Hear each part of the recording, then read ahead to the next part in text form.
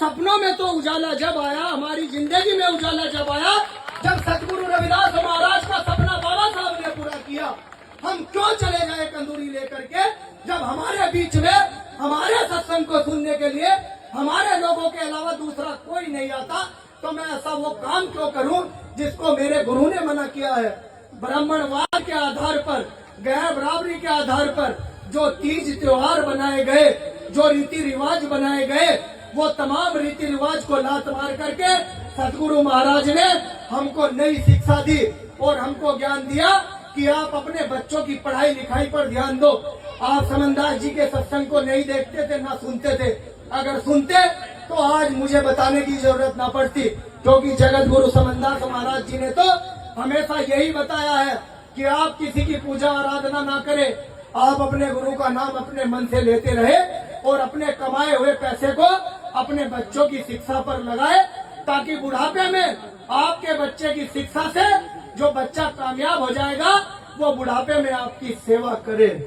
मेरी बहनों, मैं आपको वही बात बताऊंगा जो हमारे संतों ने मुझे समझाई, हमारे रहबर ने इन संतों को बताई और इनके माध्यम से, मेरे माध्यम से वही बात आप तक पहुंचेगी। अब मेरे भाइयों, मैं क्योंकि अपनी बात भी खत्म करूंगा। सत्संग में अगर संतों की सत्संग को ना सुना जाए तो फिर सत्संग बेकार है।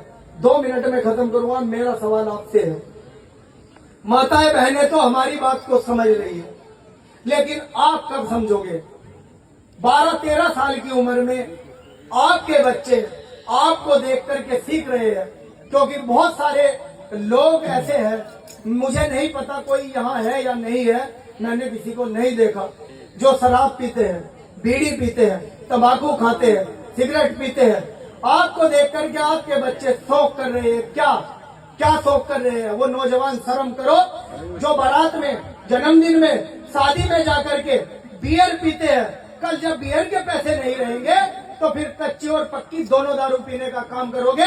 अगर दारू पी करके आपका भला होता हो तो पहले अपने बाप और दादा को देख लेना, क्योंकि वो भी शराब पीते थे।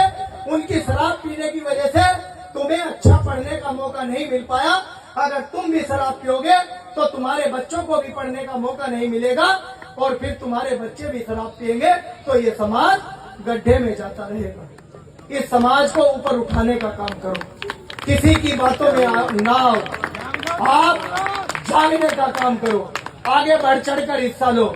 मुझे लोग कहते हैं कि भाई तुम खुलेआम शराब पर बोलते हो, गाली दो, मेरे मुंह पे दो, मैं 1 बार, 2 बार, 4 बार, 10 बार शराब के खिलाफ बोलूंगा। जिसको समझना है समझेगा, जिसको नहीं समझना है नहीं समझेगा। जो शराब पीते हैं वो अपनी बीवी के साथ मार पिटाई करते हैं, गाली गलौज करते हैं, मोहल्ले पड़ोस में, गांव में उनकी कोई इज्जत नहीं है। और जो शराब नहीं पीते हैं वो अपनी बीवी को अच्छे कपड़े ला करके देते हैं, अच्छा श्रृंगार कराते हैं, उससे अच्छी इज्जत प्राप्त करते हैं, अपने बच्चों को पढ़ाते हैं। आखिर में बस यही कहना चाहूंगा कि खूब पढ़ाओ अपने बच्चों को और खूब आप भी अपने बच्चों को अच्छी शिक्षा की ओर लेकर के जाओ। सतगुरु महाराज को पढ़ो, सतगुरु महाराज को जानो और अपना राज स्थापित करो।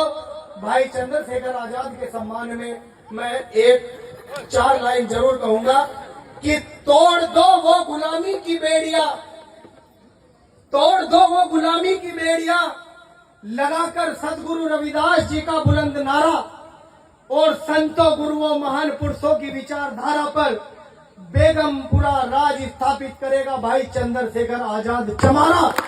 जय भीम, जय भारत, बोलिए संत शिरोमणि सतगुरु रविदास।